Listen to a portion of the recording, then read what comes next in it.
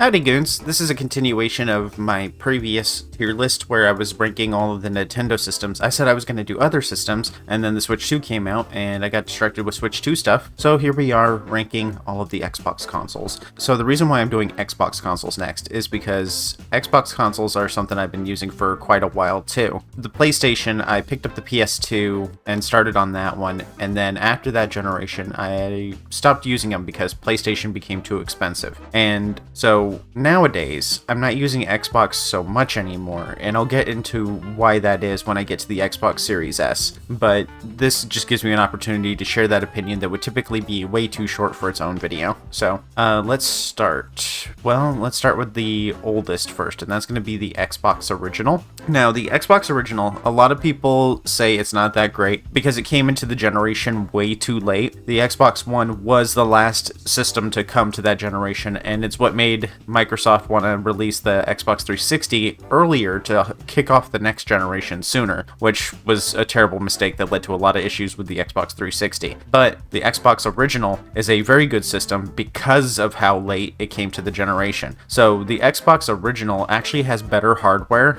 in pretty much every regard compared to the other systems of the time, like the PS2 and stuff like that. But it wasn't the most widely adopted system, so it didn't really have the games. So pretty much any game that was multi-platform, where it came out to the Xbox, the PlayStation, and the GameCube, any of the games that were multi-platform like that were always better on the Xbox Original, because the Xbox Original was one of the first ones to start adopting higher resolutions and also better hardware, higher frame rate. So the Xbox Original is actually a very good system for its time. I would say it's I would want to say it's an A, but like I said, it was lacking games. This was early on. Xbox didn't have much of an identity. They had Halo 1 and they had Halo 2, but this was before the widespread adoption of the internet, so not a lot of people played these games online, but it was the start of things like Xbox Live and stuff like that, so it did really get us kicked off into the modern generation. But outside of that, like, Xbox didn't have much of an identity yet. They really only had a Halo. I'm stuck between A and B. We'll say A because I know nothing is going to get an S. Alright, so the next one, Xbox 360. The Xbox 360 came to the market very early in order to try and remedy the problem that the Xbox Original had, where they came to market too late and no one wanted to adopt the Xbox Original or hop onto the Xbox Original. So they made the Xbox 360, and the Xbox 360's biggest problem is because it was trying to get to market so quickly, they rushed everything out, and because everything was rushed out, there was the Red Ring of Death issue, which made just a bunch of millennials in the audience flatline. The Red Ring of Death was a hardware issue that caused the system to essentially brick itself, and the cause of it was because of rushed hardware, and because of that, some faulty soldering on the inside or something like that. That's what it was rumored to be, faulty soldering and stuff like that. I don't think anyone is really still 100% sure what caused the issue, but Xbox 360s were being bought and then sold back off used to GameStop or something like that, or they were being sold off to people after they got the red ring, or people just threw them away. People were buying them, playing them until they broke, throwing them out, getting another one and doing it again. I think I went through 3 Xboxes before I got the Xbox Elite that fixed the Red Ring of Death issue. So, despite it having a red ring problem, it's actually a very good system, and it got us really started on what we call modern gaming today, the social aspect of the gaming systems and stuff like that. And the 360 generation lasted almost, I think it was a little over a decade, so it's one of the longest lasting generations, and I think that's because of how satisfied people were with it. Nowadays, a gaming generation maybe lasts under a decade, maybe 8 years tops.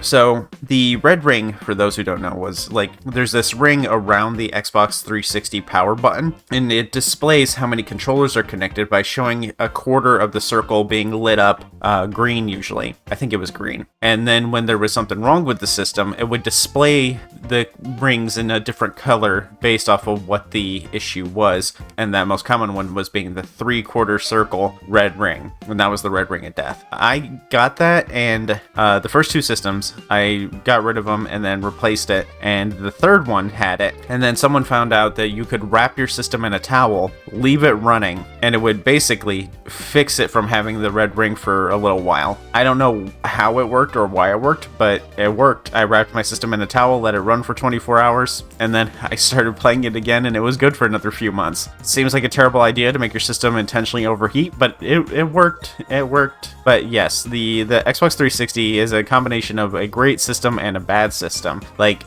it's a C because of how quickly and frequently it broke, but the Xbox Elite pretty much fixed every single issue with that. It just took a really long time to come out. Some of these I did not get. Okay, it's the Xbox S, not the Xbox E. Okay, yeah, Xbox S. This is the one that I got, the Xbox S. It was basically the same system, except it was made better so that it wouldn't have the breaking problem. So of course that just puts it straight into the B category. There's nothing really special about it. It's just the same. It's the same as the Xbox 360, except it was made better, and they made it look entirely different, so you know that this is one of the good ones, one of the working ones. Oh yeah, that's right. I forgot this generation tried to popularize Ultra HD. There was Ultra HD, and then there was Blu-ray. Ultra HD, they were both a type of HD video format, and the Ultra HD, well, the PlayStation could play Blu-ray natively. Like, it could play it in the system as is, and the PS2 could play DVD, and it was really important that the PlayStation 2 could play DVD because you could tell your parents, hey, it's a DVD player and it's a game console, and that might make your parents want to buy it more because it's two things at once. But the Xbox wanted to do Ultra HD, but it did not include an Ultra HD drive in the system. It instead sold an Ultra HD,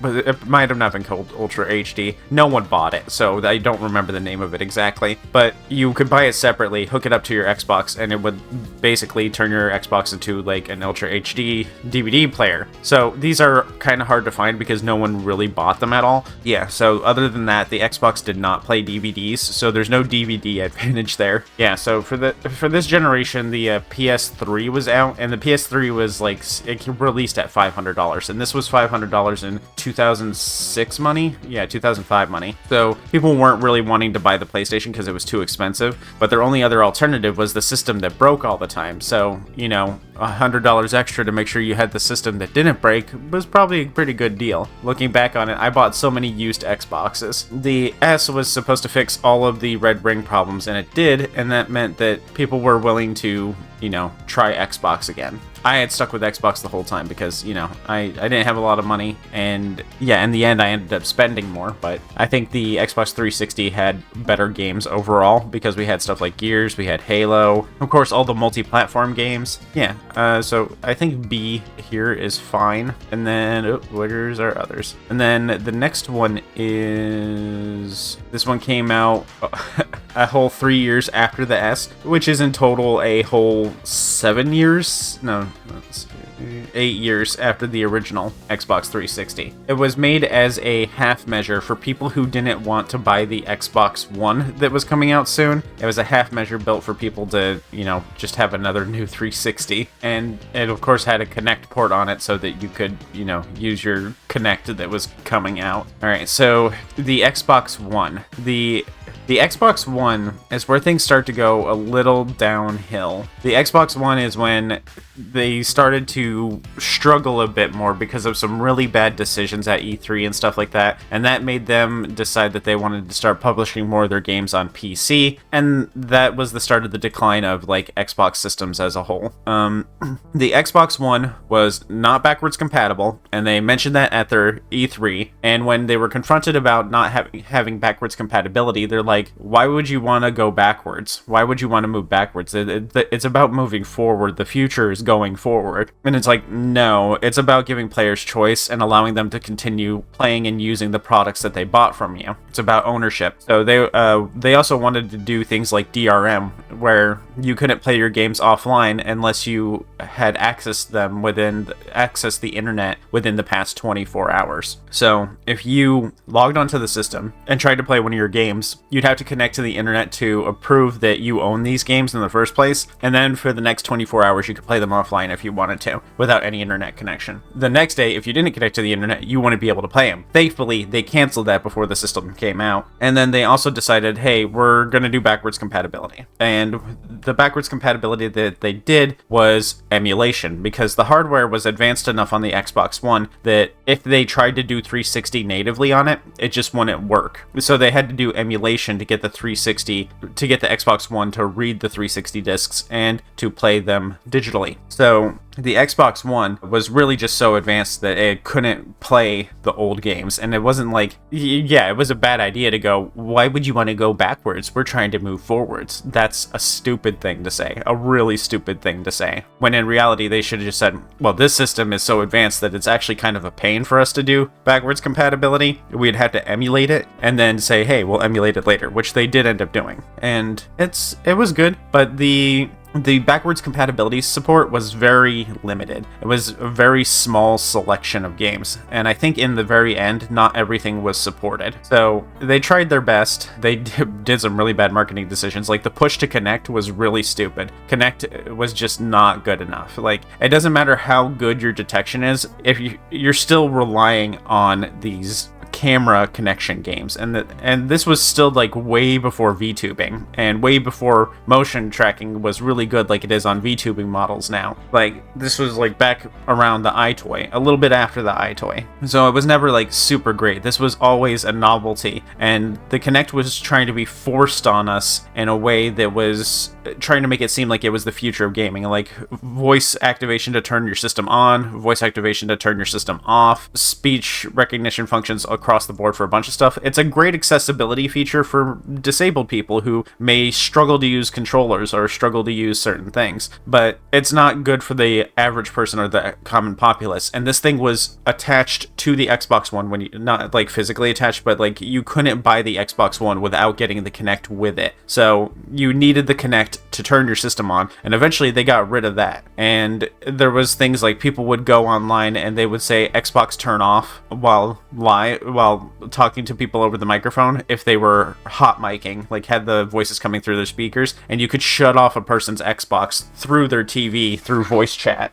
And it was frustrating for them, I'm sure. I don't know, I never had that problem. But the Xbox One being forced to be used with the Kinect was a horrible mistake and made the system overall much worse. Thankfully, they eventually got rid of the Kinect thing, but it wasn't until much later in the life cycle, and the Xbox Kinect being mandatory was stupid. I had a Kinect for the 360E, I think it was, and it was not very good either.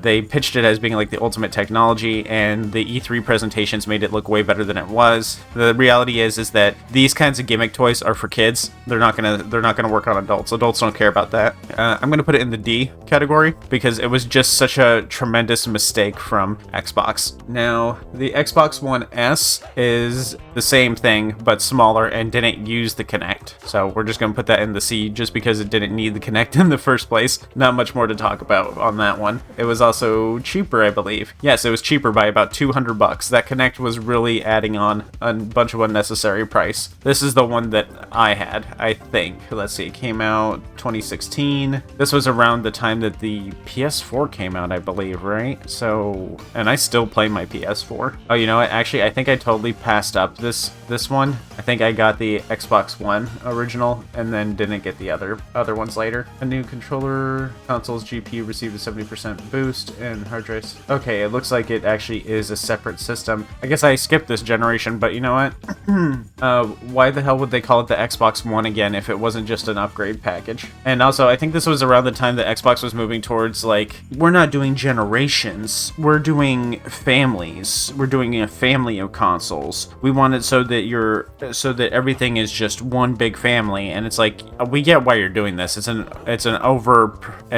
overly cautious response to how people felt about the backwards compatibility thing. And like, you can still see it today with like some Xbox Series games say like whether they're compatible with Xbox One or not, or you can see if it was Xbox One games that say that they're enhanced just to work on the Xbox Series S and are better on the Series systems. Yeah, okay, so actually the Xbox One S and X were the next generation of systems. The generation really was that short because the Kinect really made it flop that hard. Oh yeah, because I remember it now. They were trying to make it seem like the Xbox One S wasn't a new generation already, and we're trying to make it seem like it wasn't replacing the prior system when it ended up doing that. So I think the Xbox One S is at least on par with the working 360 systems, and same with the Xbox One X. They had higher resolutions, but I don't think that just because it has a higher resolution, it even matters. Like, these systems came out in 2016 and 2017. I didn't have a 4K television back then, so it didn't really matter. I still don't have a 4K television, so these things don't matter to me. 4K is only, like,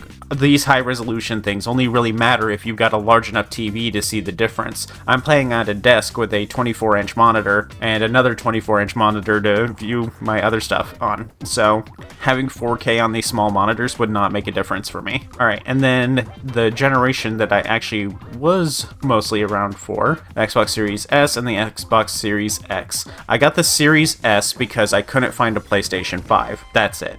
I couldn't find a PlayStation 5. The Xbox Series S was the first current generation system that I could find in stores, and we got it. And I got it mostly for the Game Pass. This was before they were really pushing for the PC Game Pass, or before the PC Game Pass was really a thing. And so I was like, well, if I get access to all the first-party games, I really only need to buy the Xbox Series S and then the monthly subscription, and then I've got all the games I could want because I've got a gaming PC. I can play the rest of the games that it has outside of the pass on my PC and better. So this was a good deal at the time because it meant I could still play first-party games. But now, well, no, I'll save it for when we get to the Ally, like I said. But at the time that this came out, this was a good deal. How much was it? $300? Yeah, it doesn't show the price here for the S version, but I'm guessing the S version was around $300, maybe $350. It was good. It was good for what it was. You got a good controller, although mine broke in the first 2 months. And I'm not saying like the controller had drift or whatever. I'm saying the controller straight up stopped working, does not turn on. And I got a new controller, and that one got drift just 6 months later. And then my wife got her an Xbox controller, and it's Kirby colored. Like, it's got Kirby colors on it, like pink, red, and stuff like that. And hers still works perfectly fine, but that's because it was a special order one, and I'm willing to bet they gave extra attention to the special order one. And now I've learned about Hall effect sticks and stuff like that, and that won't be happening again. I won't be getting another first-party controller. Even if they put Hall effect sticks in, I'm going to be like 50% sure that they put the bad ones in. So I'm probably not going to buy Microsoft brand controllers anymore. I'm not going to buy PlayStation brand ones anymore, and I'm not going to buy Nintendo brand ones. If it doesn't say Hall effect, or unless it's got great reviews, I'm not going to buy it.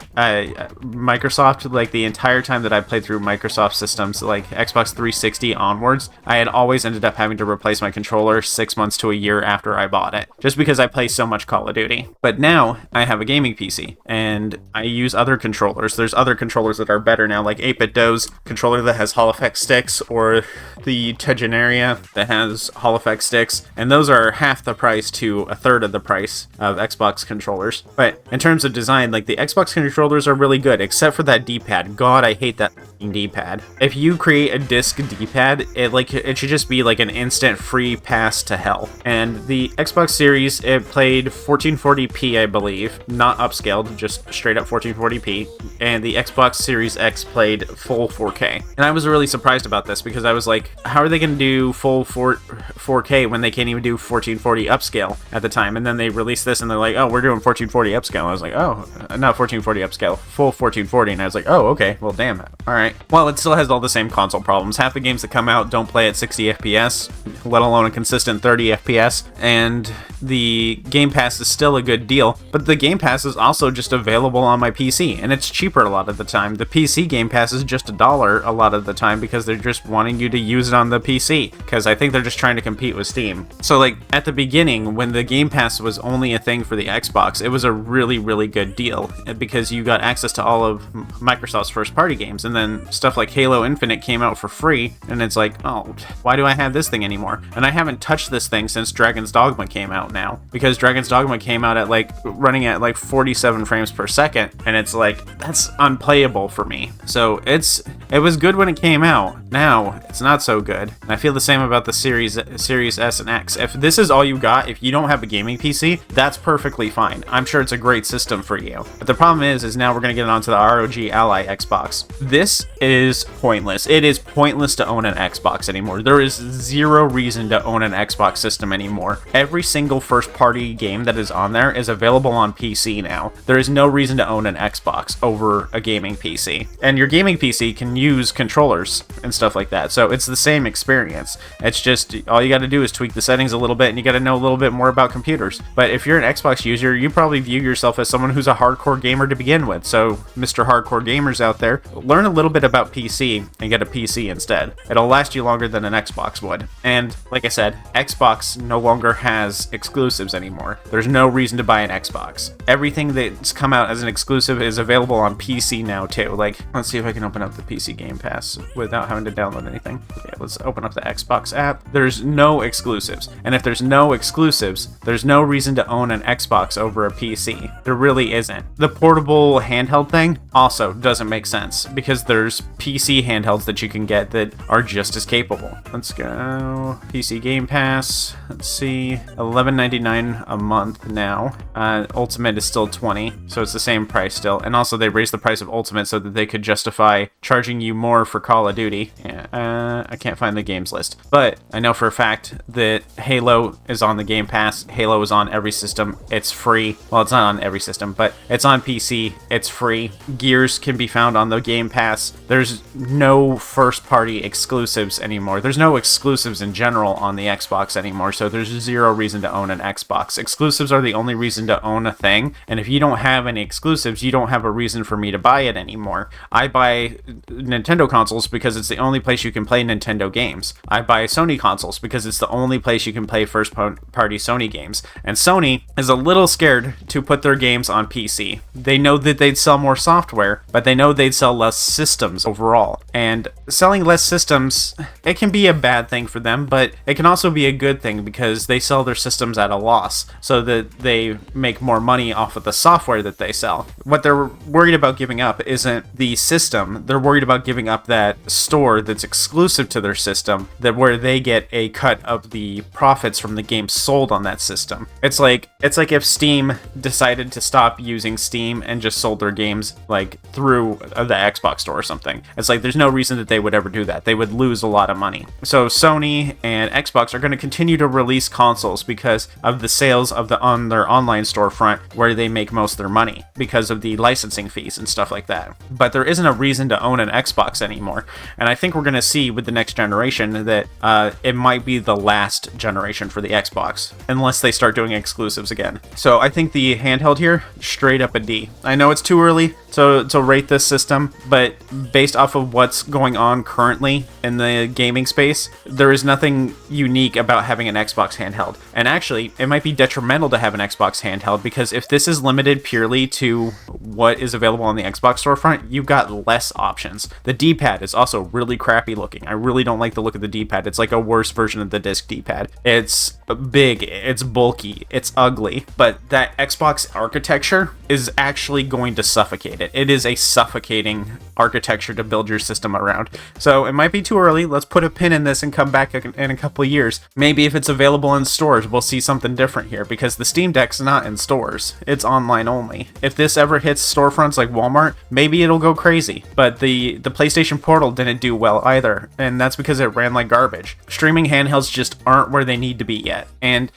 tying it specifically to the Xbox architecture is just a terrible idea because they don't have exclusives anymore. There's no reason to get this over anything. And like people are like, oh, why'd you get the Switch 2? Just get a Steam Deck. Because the Steam Deck can't play Nintendo games. But so why are you getting an ROG Ally Xbox edition? You know what? Actually, I don't know. Because any other PC handheld could do the same thing. It literally is no different. There is seriously no reason to buy an ROG Ally Xbox. Is it an Ally? I don't remember if it's an Ally. I keep saying an Ally.